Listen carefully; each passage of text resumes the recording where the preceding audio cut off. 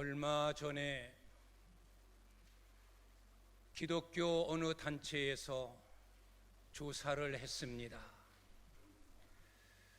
신앙생활을 하고 교회에 다니던 사람들이 지금은 교회를 떠나고 신앙생활을 하지 않는 사람들을 대상으로 조사를 했습니다.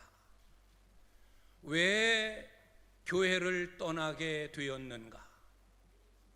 왜 신앙생활을 중단하게 되었는가? 그 이유가 무엇인지를 조사했습니다. 많은 이유와 많은 조건들로, 나는 이래서, 또 어떤 사람은 저래서, 여러 가지 이유들로 교회를 떠나고 신앙생활을 중단했다는 겁니다. 몇 가지를 여러분들에게 말씀을 드리면, 가장 많은 퍼센테이지를 차지한 것은 교회 안에 목사님을 비롯한 여러 중직자들에게 실망해서 교회를 떠났다. 두 번째는 교회에서 전하는 복음이 현실과 너무 동떨어져 있기 때문이다. 세 번째로는 교회에서 배울 것이 없었다. 세상 단체, 세상 조직과 별로 다를 바 없이 교회도 타락함으로 가득 찼다. 네 번째는 세상의 재미를 즐기기에도 시간이 없는데 교회 생활하는데 시간을 할애할 수 없다. 이런 이유들 때문이었습니다. 여기에 대한 우리의 생각은 어떻습니까? 우리는 여기에 대하여 어떤 반증을 가지고 있습니까? 교회 안에 여러 중직자들, 그들의 언행을 볼 때 실망할 수밖에 없어 교회를 떠났다. 세상 모든 곳, 사람이 있는 곳에는 항상 양면성이 있습니다. 빛과 어둠, 선과 악, 의와 불의, 참과 거짓. 이건 세상에만이 아니라 거룩한 공동체라고 하는 교회 안에도 이 두 가지의 모습이 함께 공존하고 있습니다. 교회도 예외는 아닙니다. 선이 있는가 하면 악도 존재하고, 의로운 자가 있는가 하면 불의함도 있고, 선을 추구하는 자가 있는가 하면 여전히 악에 빠진 자도 있습니다. 그러나 어느 쪽을 보고 신앙생활을 하느냐, 무엇을 향해 나아가고 있느냐, 어느 쪽에 영향을 받고 있느냐라는 것은 내 몫입니다. 선과 악 중에 내가 어느 것을 선택할 것인가, 나는 어디에 영향을 받을 것인가, 내 몫이에요. 선이 있고 악이 있지만 나는 선을 택하겠노라, 나는 선한 쪽으로 나아가겠노라, 나는 선한 일에 영향을 받겠노라. 내 몫이요, 내 책임이요, 내 선택입니다. 지혜로운 사람은, 긍정적인 사람은 보여지는 사람에게 영향을 받지 않습니다. 사람 때문에 상처를 받고 사람 때문에 신앙생활을 하느니 안 하느니 말하지 않습니다. 우리의 신앙생활이 무엇입니까? 사람을 보고 사람을 믿는 것이 아닙니다. 사람에게 영향을 받으려고 우리가 교회에 오는 것이 아닙니다. 하나님을 전능자로 믿고 예수 그리스도를 나의 구주로 믿고 주님이 말씀한 그 진리의 영향을 받고 예수님만을 바라보며 나아가는 생활이 교회 생활이고 신앙 생활입니다. 교회 안에 양면, 이쪽도 있고 저쪽도 있고 선도 있고 악도 있지만 우리는 예수의 영향을 받고 예수님이 말씀한 진리를 좇아 거기에 지배를 받고 거기에 영향을 받으며 나아가는 것, 이것이 진정한 신앙생활인 것입니다. 요한 3서 9절의 말씀을 보면 사도 요한이 이런 이야기를 합니다. 내가 목회하는 교회 안에 두어 부류의 사람이 있다. 하나는 디오드레베와 같은 사람, 진리를 거스리고 비방하고 악한 것에 영향을 받고 많은 사람들에게 상처를 주는 디오드레베와 같은 사람, 또 하나는 데메드리오와 같은 사람, 많은 사람들에게도 인정을 받고 진리에 합당하게 살아가는 사람, 데메드리오와 같은 사람. 그러면서 너는 악한 것을 본받지 말고 선한 것을 본받아라. 디오드레베와 같이 악한 것에 영향을 받아 너도 함께 비방하고 너도 함께 많은 사람에게 거침이 되지 말고 데메드리오와 같은 사람에게 영향을 받아서 진리에 합당하게 많은 사람들에게 기쁨과 시원함을 줄 수 있는 은혜의 길을 가라라고 사도 요한이 교훈하고 있음을 보게 됩니다. 우리가 잘 아는 대로 우리가 지난주에도 말씀을 나누었습니다마는 모세는 가데스 바네아에 이르렀을 때 12명의 정탐꾼을 가나안 땅에 들여보냅니다. 그 땅이 어떤 땅인지 보고 탐지하여 와서 우리에게 보고하라. 똑같은 곳, 똑같은 시간, 똑같은 장소, 똑같은 모습을 보았지만 10명의 보고와 2명의 보고는 달랐습니다. 똑같은 것을 보았는데 왜 그랬을까? 10명은 부정적인 눈, 육신의 눈, 세상적인 눈만을 가지고 가나안 땅을 보았어요. 그러나 여호수아와 갈렙은 믿음의 눈, 믿음의 귀, 믿음의 입으로 가나안 땅을 탐지했습니다. 어떤 것에 영향을 받느냐, 무엇에 영향을 받느냐, 이것이 중요한 겁니다. 똑같은 술 주정뱅이의 아버지를 둔 두 아들, 한 아들은 여전히 아버지의 그 모습 그대로를 닮아서 알코올 중독자가 되어 범죄를 저지르고 옥에 갇혀 있는 신세가 되었고, 또 한 사람은 나는 아버지처럼 살지 않겠노라, 그래서 술을 쳐다보지도 아니하고 술을 먹지도 아니하고 오히려 알코올 중독자로서 어려움을 당하는 자들을 계도하고 계몽하는 그 일에 발벗고 나서는 이 양면성의 모습. 똑같은 알코올 중독자 아버지 밑에서 자란 자녀, 어떤 것을 보았느냐, 어떻게 결심했느냐에 따라 그 인생은 달라지는 거예요.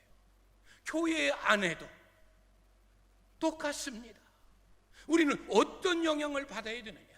사람 때문에 사람의 모습을 보고 상처받고 거기에 영향을 받는 것이 아니라 우리는 예수의 영향을 받고 우리는 진리에 도취되어 말씀 따라 살아가는 선한 영향력을 받는 자가 되어야 합니다. 이것이 진짜 믿음의 사람이고 진짜 지혜로운 자의 모습인 겁니다. 두 번째, 교회에서 전하는 복음이 세상과 너무 동떨어져 있다. 그렇습니다. 주님이 말씀한 모든 진리, 사랑하라, 용서해라, 겸손해라, 남을 섬기고 대접해라, 온유해라, 참아라. 너를 저주하는 자가 있어도 너는 그를 저주하지 말고 축복해라. 어떻게 이런 모습으로 세상에서 사느냐? 이렇게 살다가는 쫄딱 망한다. 이렇게 살다가는 바보가 되어진다. 교회에서 전하는 복음 진리와 세상이 돌아가는 삶과는 완전히 동떨어져 있다. 교회에서 전하는 말씀대로 살면 나는 세상에서 도태된다. 성공하지 못한다. 실패자가 되어진다. 많은 그리스도인들의 고민이 여기 있습니다. 잘 믿고 싶은데, 열심히 신앙생활하고 교회 생활하고 싶은데, 하나님의 말씀 따라 진리 따라 믿음의 길을 가고 싶은데, 그렇게 살다 보면 혹 나에게 손해, 불이, 왕따, 실패, 그런 것에 피해를 입을까 주저하고 두려워하고 어떻게 할까? 진리 안에 서자니 실패할 것 같고, 세상적인 일을 따르자니 그리스도인의 본분에 어긋나고, 어떻게 할까? 여길까 저길까 고민하는 그리스도인들이 너무너무 많습니다. 그러나 성경은 뭐라고 말씀하고 있습니까? 손해되는 것 같아도, 어려운 것 같아도 진리 안에 살아라, 말씀대로 살아라. 그러면 손해될 것 같아도 하루, 이틀, 한 달, 두 달, 1년, 2년 후에 보면 너의 인생이 달라져 있음을 네가 알게 될 것이다. 그러나 죄악된 일, 세상에 유혹되어지는 일, 당장 유익이 되어지고 내가 잘 살 것 같고 내가 성공할 것 같아서 불의한 일을 선택하면 당장은, 며칠은, 얼마 기간은 네가 그것 때문에 기뻐하고 그것 때문에 성공한 것 같지만, 한 달이 지나고 1년이 지나고 10년이 지나보면 그것 때문에 네 가정이 무너지고, 그것 때문에 네 삶이 흐트러지고, 그것 때문에 네가 불행해지고 비극에 빠진 것을 알 것이다. 이것이 성경의 가르침이에요. 절대 성경은 우리에게 망하고 힘들고 어렵고 실패하고 그런 길을 제시하지 않습니다. 하나님의 말씀대로 사는 자는 들어와도 복을 받고 나가도 복을 받게 하시는, 이것이 전능하신 만복의 근원이신 하나님이 우리에게 가르쳐 주신 복음의 메시지입니다. 말씀대로 살면 손해일 것 같지만 절대 아닙니다. 세상을 주관하시는 분이 누구입니까? 하나님이에요. 모든 복을 손에 쥐고 있으신 분이 누구이십니까? 하나님이십니다. 그분이 말씀한 대로, 그분이 가르쳐 주신 대로 살면 절대 망하지 않습니다. 절대 실패하지 않습니다. 어떻게 할까? 이렇게 살면 실패하지, 이렇게 살다가는 망하지, 이렇게 행하다가는 거지되지, 그런 두려움 때문에 짝해서는 안 될 것과 착각, 타협해서는 안 될 것과 타협하기 때문에 결국은 그 죄가 인생을 망치게 만드는 겁니다. 세 번째로, 교회에서 배울 것이 없다. 세상이나 교회나 뭐 다를 바가 있느냐? 똑같이 타락한 모습, 똑같이 죄악된 모습, 세상에서 행하고 있는 그 일이 다 교회 안에서 이루어지고 있고 배울 것이 없다라고 말하는 사람들, 왜 교회 안에서 배울 것이 없습니까? 이렇게 말하고 이것 때문에 교회를 떠난 사람들의 생각, 배울 것이 없는 것이 아니라 배우려 하지 않았기 때문입니다. 우리가 하나님 말씀대로 살려고 애쓰면 늘 우리는 부족함을 느낍니다. 힘 다했는데도 아직 거기에 미치지 못하고, 열심을 다했노라고 뛰었는데 아직 다다르지 못하고, 늘 우리의 부족함을 느끼는데 열심히 뜨겁게 힘써 달리고 분주히 열심히 주님을 섬겨도 늘 부족함을 느끼는 건데, 배우려 하지 않고 들으려 하지 않고 행하려 하지 않고, 그러니 무엇을 배웁니까? 배우려고 하는 마음이 없는데, 더 얻고자 하는 그런 열정이 없는데 어떻게 무엇을 배웁니까? 교회도 악하다, 세상 타락과 다를 바 없다, 이 땅에 존재하는 모든 교회는 완전하지 못합니다. 완전한 교회는 한 곳도 없습니다. 그러나 교회도 거짓이 있고, 교회 안에도 어둠이 있고, 교회 안에도 비진리가 있고, 교회 안에도 악이 공존하고 있지만, 그러나 세상과 비교해 볼 때, 믿는 자와 믿지 아니하는 자를, 그 삶을 비교해 볼 때, 그래도 믿는 자가, 그래도 교회 안에 있는 자가 더 세상 사람들보다 10배, 100배, 1000배 더 의롭고 더 참되고 더 진실하다는 것, 이건 어느 누구도 부인할 수 없는 일이에요. 왜 교회에서 배울 것이 없습니까? 배우려 하지 아니하기 때문입니다.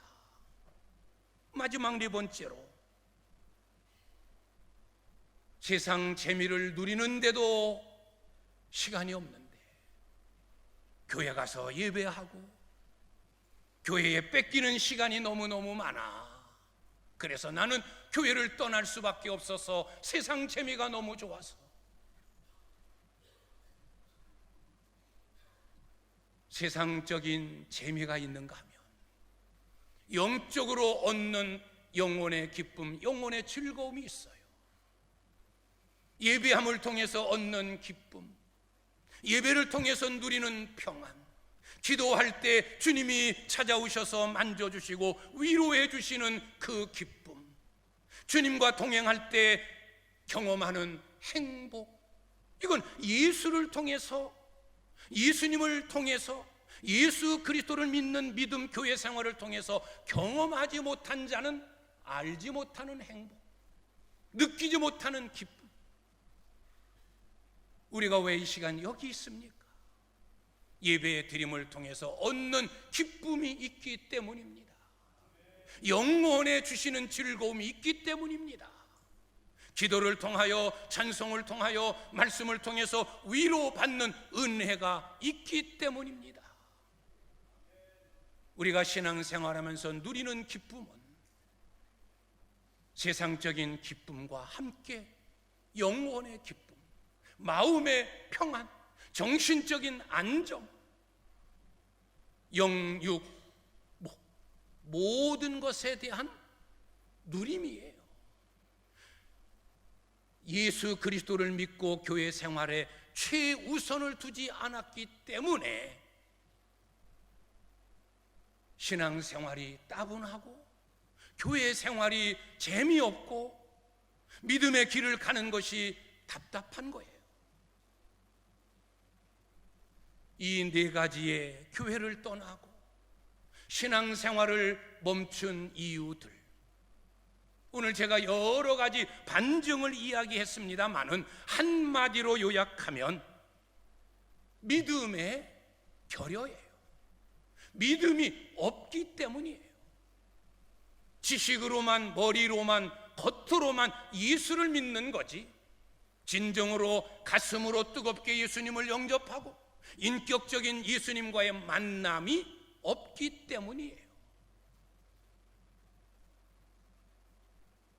교회 생활에 최우선을 두지 않았기 때문이에요.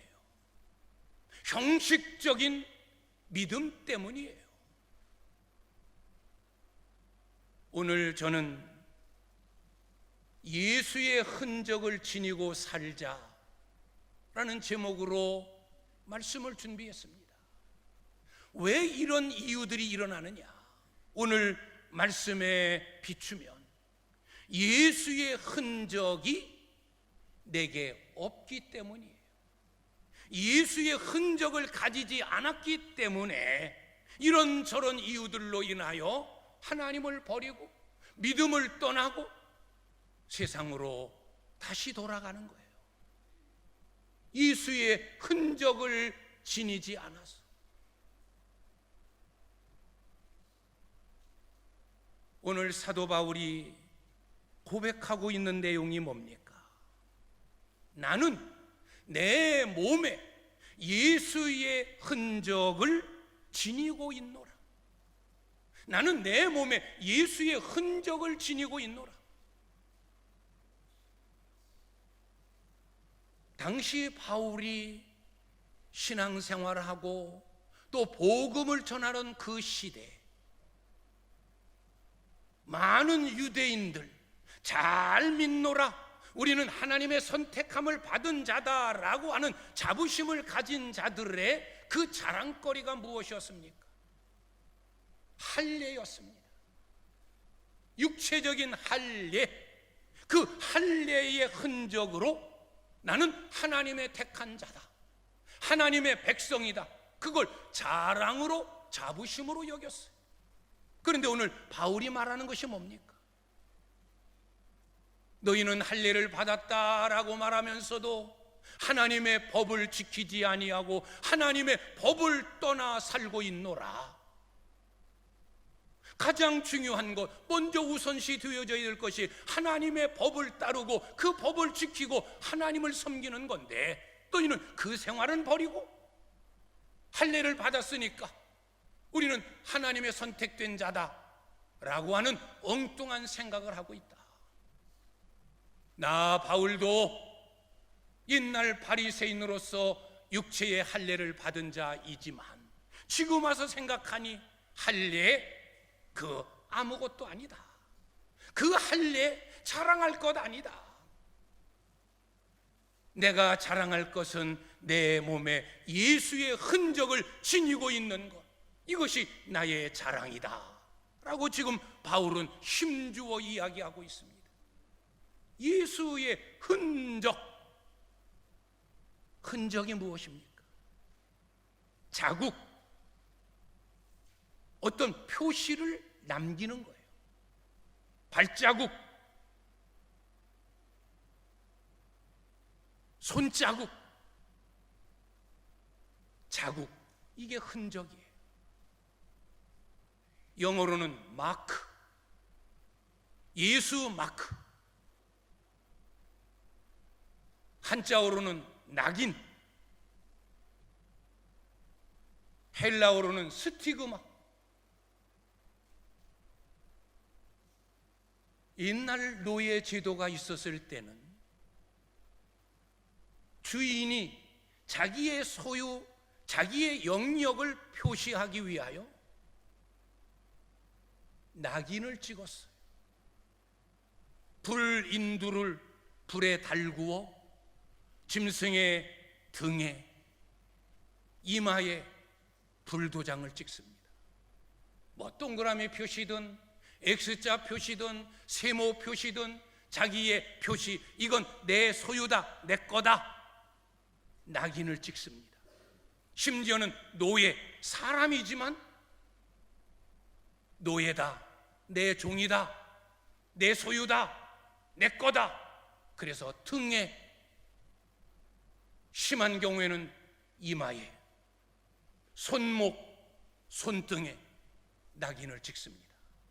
이게 흔적이에요.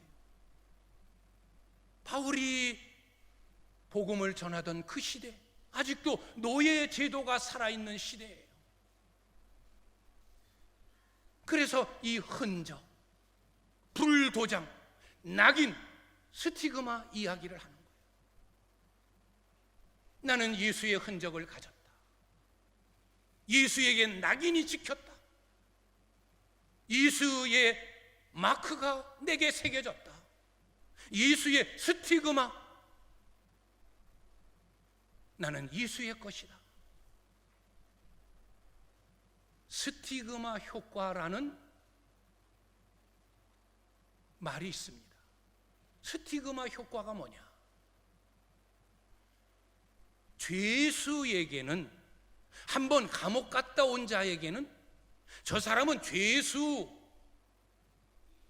하는 낙인이 찍히기 때문에 그가 선한 일을 행하려고 해도, 좋은 일을 행하고 있음에도 많은 사람들은 죄수, 감옥에 갔다 온 사람, 전과자라고 하는 그런 낙인이 찍혔기 때문에 늘 그 사람을 그런 시각으로 본다는 거예요. 그래서 많은 사람들이, 전과자들이 세상에 나와서 적응하지 못하고 새 사람으로 회복되지 못하는 일 가운데 하나가 이 스티그마 효과 때문이라는 거예요. 불량 청소년들, 어렸을 때부터 한번 범죄하는 자리에 빠지고 불량 청소년이라고 하는 것이 한번 학교에서 그 이름이 나면 많은 사람들이, 많은 학생들이 그를 멀리하고, 가까이 하면 안 되지, 너 반에 누구 있지, 너 그하고 얘기하면 안 돼, 가까이 하지 마라, 피해야 돼. 그래서 그를 왕따시키고 그를 멀어지게 하고, 그런 정체성에 빠진 이 아이는 그것 때문에 더 상처를 받아서 친구들을 더 억압하고 힘으로 억누리려 하고, 이것이 스티그마 효과라는 거예요. 우리는 스티그마, 예수의 스티그마의 효과를 가져야 돼요. 저는 예수쟁이다, 이게 예수에 대한 스티그마 효과예요. 저 사람은 주일날은 약속을 잡을 필요 없어. 무슨 일이 있어도 저 사람은 주일날 비가 와도 눈이 와도 어떤 일이 생겨도 죽기 전에는 하나님 앞에 나가 예배하는 자니까 주일날은 저 사람 그냥 둬. 부르지도 마, 약속하지도 마. 아예 그런 낙인이 찍히는 거예요. 예수쟁이, 주일날에는 무슨 일이 있어도 교회 가서 예배 드리는 사람, 저 사람은 예수 믿고 나서 옛날 일을 다 청산했어, 술 다 끊었어. 이 낙인, 우리에게 이런 예수의 낙인, 예수의 스티그마 효과가 있어야 돼요. 이게 세상 사람들이 볼 때는 어떻게 볼지 모르지만 주님이 보실 때는 참된 그리스도인의 모습이에요. 예수 때문에 살고 예수 때문에 죽고자 하는, 내가 사는 것도 예수 때문에 사는 거고 내가 죽어도 나는 예수 때문에 죽는다. 바울이 그렇게 고백함처럼 예수쟁이, 세상 사람들이 우리 예수 믿는 사람들을 조롱하고 멸시하기 위하여 예수쟁이라는 표현을 쓰지만, 우리 믿음의 사람들이 믿음의 눈으로 볼 때는 세상 사람들로부터 내가 예수쟁이라고 낙인 찍힌 것은 기쁜 일이요, 자랑스러운 일이요, 하나님께 영광이 되는 일인 줄 믿습니다. 우리는 이런 예수의 흔적, 예수의 마크, 예수의 낙인, 예수 그리스도의 스티그마가 우리 안에 새겨져 있어야 됩니다. 이게 참된 그리스도인이에요. 예수의 흔적을 지닌 자, 예수의 낙인이 찍힌 자, 예수 그리스도의 스티그마의 효과 속에 사는 자, 절대 서두에 말씀드린 대로 이런저런 저런 이유들로 나는 신앙생활 할 수 없어, 교회를 떠나고, 그런 일이 있을 수 없는 일이에요. 나는 내 몸에 예수의 흔적을 지니고 있노라. 이 바울의 자랑스러운 이 믿음의 고백, 오늘 예배하는 저와 여러분의 고백이 되실 수 있기를 주님의 이름으로 축원합니다. 나는 예수의 낙인이 찍힌 자다. 나는 예수의 흔적을 지니고 사는 자다. 누가 봐도 나는 예수의 사람, 누가 봐도 나는 예수쟁이, 누가 봐도 나는 그리스도인이다. 이런 자랑스러운 모습으로 믿음의 길 가는 우리 성도님들이 되시기를 바랍니다. 그러면 세상 사람들이 나를 볼 때, 또 내가 나를 평가할 때 어떻게 사는 것이, 어떤 모습이 예수의 흔적을 지닌 삶일까? 예수의 흔적을 지니고 살자. 어떤 삶이 예수의 흔적을 지닌 것일까? 세 가지입니다. 첫째, 십자가를 자랑하며 사는 것입니다. 오늘 바울이 고백하는 바, 나는 예수 그리스도의 십자가 외에 결코 자랑할 것이 없다. 나는 예수의 십자가만 자랑한다 라는 겁니다. 바울이 예수의 흔적을 몸에 지니기 전에는 다 자기 자랑이었어요. 자기 가문 자랑, 자기 학벌 자랑,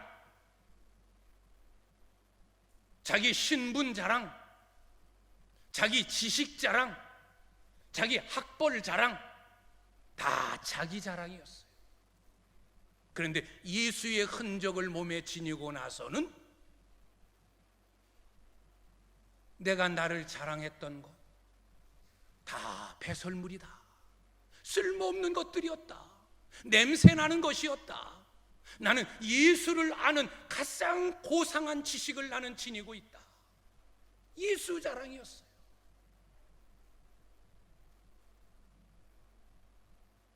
예수 자랑. 그래서 그는 로마서를 통해서도 고린도전서를 통해서도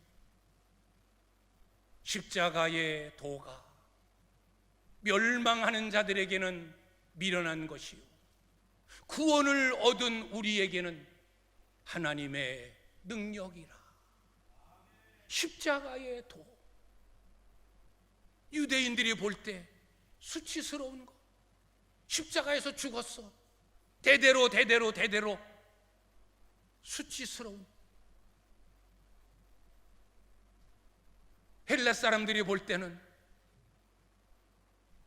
미련하고 어리석음.